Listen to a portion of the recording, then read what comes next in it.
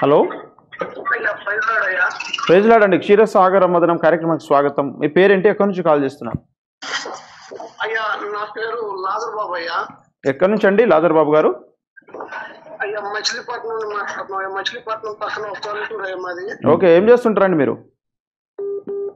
అయ్యా నేను సువార్థికులుగా పనిచేస్తున్నాను. ఇక నాకు జీవనాధారంగా ఒక షాప్ ఒకటి చికెన్ షాప్ ఉంది మా నాన్నగారిది.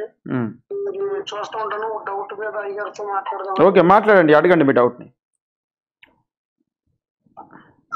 అయ్యా ప్రైజ్ లార్డ్ అయ్యా. నాయన చెప్పండి, ప్రైజ్ లార్డ్ వింటున్నా, చెప్పండి. నాకు నా డౌట్ ఏంటంటేనయ్యా, ఏం లేదయ్యా, నేను మా ఆత్మీయ తండ్రి గారి దగ్గర నేను సువార్థికులుగా నన్ను అభిషేకించారు. ఓ చాలా సంతోషం. అయ్యగారి దగ్గరే నేను నమ్మకంగా ఉంటాను. అయ్యగారు లేనప్పుడు కూడా బుధవారం శనివారం ప్రార్థనలో నాకు శనివారం ప్రార్థన నాకు అప్పగించారయ్యా. నమ్మకం నడిపిస్తాను. అయ్యగారు లేనప్పుడు బుధవారం కూడా ఇప్పుడు మీటింగ్కి వెళ్తే నడిపిస్తాను. మరలా అయ్యగారు వేరే చోట బల్లారాధనకి వెళ్ళినప్పుడు ఒక వారం కూడా నేను నడిపిస్తాను. ఇంతకీ నా సమాధానం ఏంటంటేనయ్యా, ఇప్పుడు నేను జీవనాధారంగా మా తండ్రిది చికెన్ షాప్ అయ్యా. చికెన్ షాప్ అయితే మా నాన్నగారు ప్రభు పిలుపులో మొన్న కోవిడ్ టైంలో ప్రభు దగ్గరికి వెళ్ళిపోయారు 2020 సంవత్సరంలో. నేను చికెన్ షాప్ చేస్తాను, చేసినా సరే 10:30కి ఆరాధన అయితేనయ్యా, నేను 9:30కే నేను ఇక్కడ నా దగ్గర ఉన్న పని వాళ్ళకి అప్పగించేసి నేను వెళ్ళిపోతాను. చర్చి దగ్గరికి వెళ్ళిపోతాను. చాలా మంచి సంగతి. ఓకే, వెళ్ళిపోయి నేను ఖచ్చితంగా పావు గంట ముందే నేను మందిరంలోకి వెళ్ళి ప్రారంభ ప్రార్థన అయ్యగారు వచ్చే ముందు నేనే ప్రారంభిస్తానయ్యా. చాలా సంతోషం. విషయం ఏంటంటేనయ్యా, కొంతమంది నువ్వు సేవ చేస్తున్నావు, వర్తమానం కూడా చెబుతున్నావు, ఆదివారం నాడు పని చేస్తున్నావు అని ఒక విధానం నా మీద అంటున్నారే. కొంచెం మనసు బాధనిపించి దాని గురించి నేను వచ్చేసాను. ఇంకా నేను సంపూర్ణ సేవకునిగా అభిషేకించబడలేదు. ఏం పర్వాలేదు. సంపూర్ణ సేవకుడు అయిన తర్వాత కూడా మీరు చికెన్ సెంటర్ నడిపించుకోవచ్చు. వాళ్ళు ఆదివారం నాడు పరిచర్య చేస్తున్నాం అంటే నేను ప్రారంభ ప్రార్థన నేను చేస్తాను 10:30 కన్నా ముందు వెళ్ళిపోయి. పరిచర్యకు నష్టం లేకుండా మీరు పని చేసుకోవడం ఏం తప్పు కాదు. నా మీద ఏంటంటే కొంతమంది ఇలా వాక్యం చెప్తాను ఆదివారం చేయకూడదు, చేస్తున్నాడు. తప్పు తప్పు తప్పు తప్పు తప్పున్నారు, తప్పు వాళ్ళ అభిప్రాయం. అపోస్తలుడైన మీరు అడిగింది చాలు, మీరు చెప్పేది నేను చెప్పేది వినండి. ఇప్పుడు చెప్పండి. అపోస్తలుడైన పౌలు భక్తుడు దైవజనులందరికీ సేవకులందరికీ మాదిరి పురుషుడు.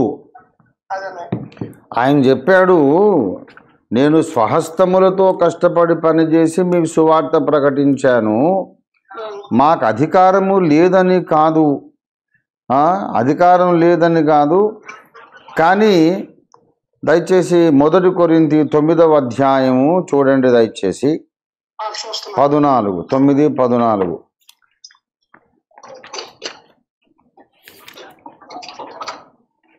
అలాగున సువార్త ప్రచురించువారు సువార్త వలన జీవింపవలెనని ప్రభు నియమించి ఉన్నాడు.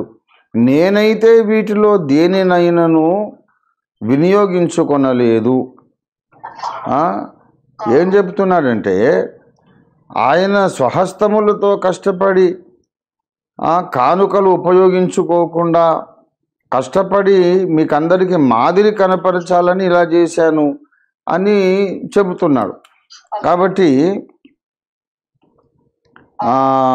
దయచేసి చూడండి 9:4. తినుటకును త్రాగుటకును మాకు అధికారము లేదా? 7వ వచనం. ఎవడైనా తన సొంత ఖర్చు పెట్టుకొని దండులో కొలువు చెయ్యునా? ద్రాక్ష తోట వేసి దాని ఫలము తినని వాడేవాడు, మందను కాచి మంద పాలు తాగని వాడేవాడు.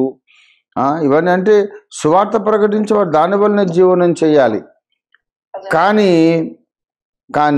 మేము మాత్రము ఈ అధికారాన్ని ఉపయోగించుకోకుండా నేను కష్టపడి స్వహస్తములతో పనిచేస్తూ నేను సేవ చేస్తున్నాను అని చెబుతున్నాడు ఆయన.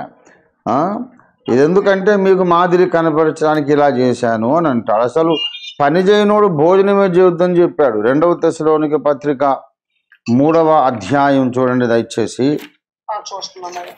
2వ తెస్సలోనిక 3వ అధ్యాయము 8వ వచనం. ఎవని యొద్దను ఉచితముగా ఆహారం పుచ్చుకొనలేదు, మేము మీలో ఎవనికి భారముగా ఉండకూడదని ప్రయాసముతోను కష్టముతోను రాత్రింపగళ్ళు పని చేయుచు జీవనము చేసి మీరు మమ్మను పోలి నడుచుకునవలనని మమ్మను మేము మాదిరిగా కనపరుచుకుంటే ఇలాగూ చేసేది కానీ మాకు అధికారం లేదని చేయలేదు. చూసారా, అవునయ్యా. పౌలు భక్తుడు కష్టపడి పని చేసి సంఘాలు కట్టాడు. మరి పౌలు చేసినప్పుడు తప్పేనా? వీళ్ళ మాటలు మిమ్మల్ని విమర్శించే వాళ్ళు పౌలును కూడా తప్పు అన్నట్టే కదా. అవునవునయ్యా, అవునయ్యా. కాబట్టి ఎవరి మాటలు మీరు పట్టించుకోకండి. లక్షణంగా మీరు సంపూర్ణ సేవకునిగా అభిషేకం పొందిన తర్వాత కూడా మీ వ్యాపారం మీరు చేసుకోండి.